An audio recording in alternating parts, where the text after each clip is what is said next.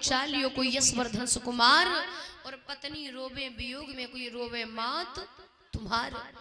यशवर्धन ने कहा महाराज मेरी कोई पत्नी नहीं, मेरी कोई मां नहीं, मैं किसी का बेटा नहीं और मैं किसी का पति नहीं। महाराज कहने लगे क्या घर में किसी भी चीज की कमी थी जो आप घर छोड़ के चले आए? क्या कोई धन खजाने की कमी हुई? बोले महाराज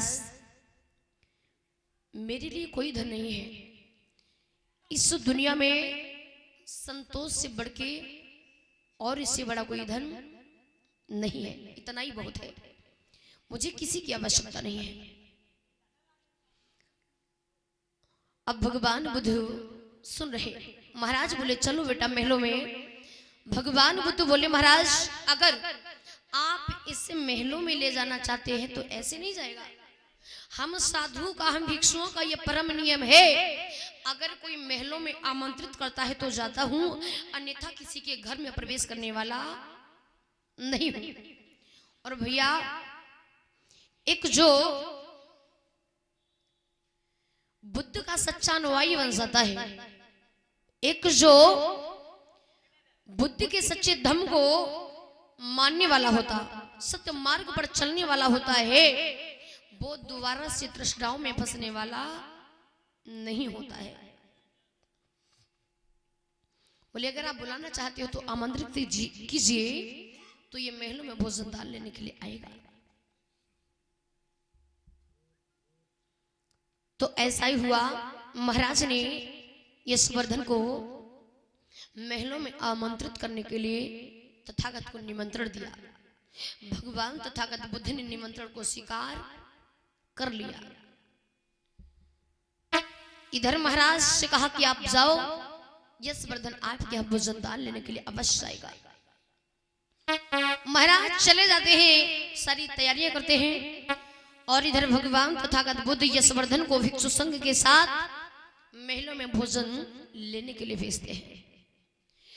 यशवर्धन जैसे ही भिक्षु संघ के साथ चले हैं तो महाराज सेठशील प्रकाश ने क्या किया, जितना भी धन खजाना जेवर गहना था वो सारा निकाल के आंगन में बिछा दिया।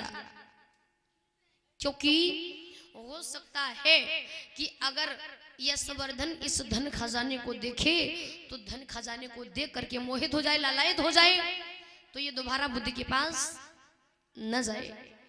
लेकिन मैंने कहा ना, जो एक बार बुद्ध का सच्चा अनुयायी हो जाता है वो फिर दोबारा से तृष्णाओं में फंसने वाला नहीं होता है। अब जैसे ही भिक्षुक के साथ यशवर्धन पहुंचे, महाराज के यहाँ बड़े ही मान सम्मान सत्कार से भोजन दान लिया, और भोजन को लेने के बाद यशवर्धन ने कहा महाराज अब मुझे चलने की अनुमति दीजिए, क्या मैं जा सकता हूं? अब तो जैसे इतना कहा तो जो पांच पत्नियां थीं, क्योंकि उन्हें भी बहुत बड़ा इंतजार था, और भी वो भी सोच रही कि जब पिया घर लौट के आएंगे तो इन्हें मैं घर से जाने नहीं दूंगी। अब यशवर्धन जैसे ही उधर से चले हैं तो पांचों पत्नियां एकदम से यशवर्धन के पैरों में लिपट जाती, कहने लगती पिया आप कहां जा रहे हैं? ये हम सभी बहनें मिलकर के यहाँ क्या करेगी? हम सभी पांचों बहनें मिलकर के किसके साथ में समय को व्यतीत करूंगी महाराज? और रो करके क्या बोली है,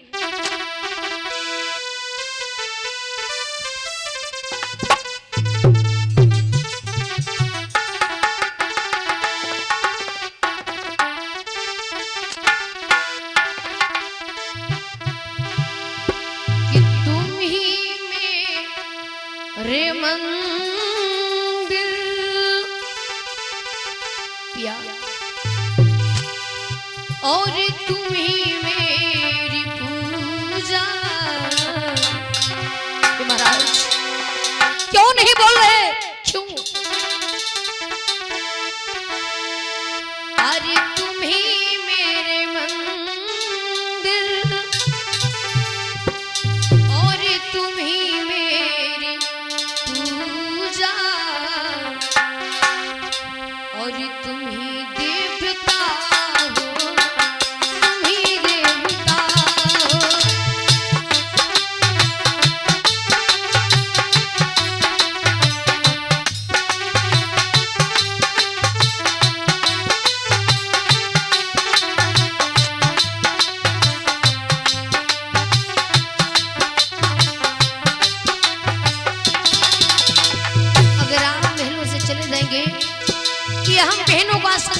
का, ये श्रृंगार किस काम का? सुनिए।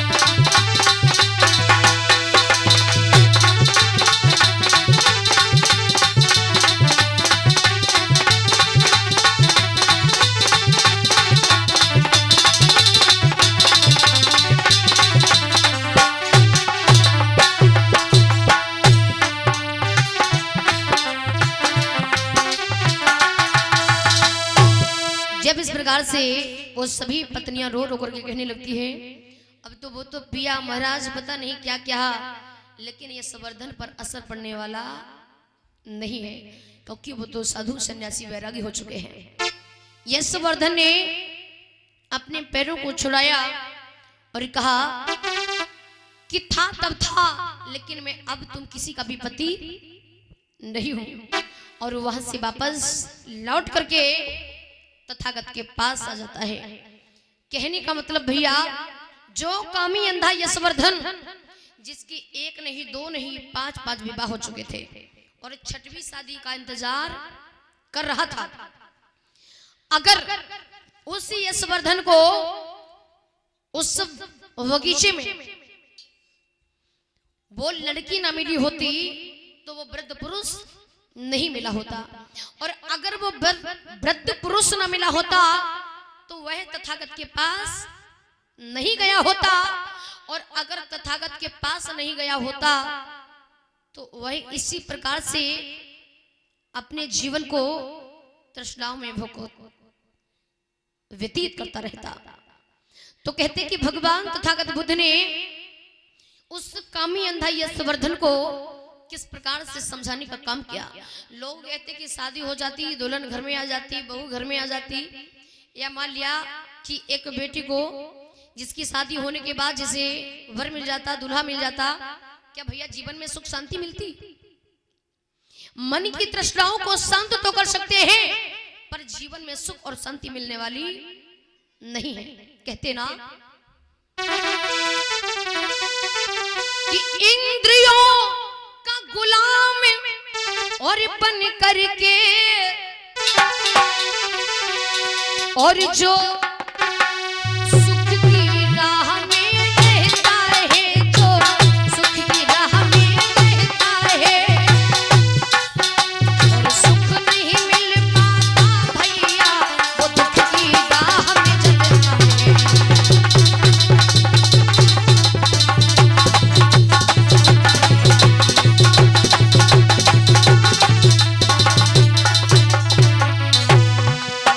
कहा कि इंद्रियों का गुलाम बन करके जो सुख की राह में रहता है, ये संवर्धन की तरह, और सुख नहीं मिल पाता भैया, फिर वो दुख की दाह में जलता है।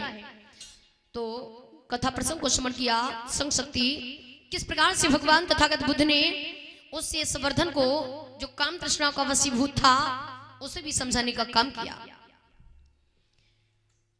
और अब हम सभी धम्र में स्मरण करेंगे कि भगवान तथागत बुद्ध का किस प्रकार से प्रथम आगमन कपिल वस्तुगण राज्य में होता है।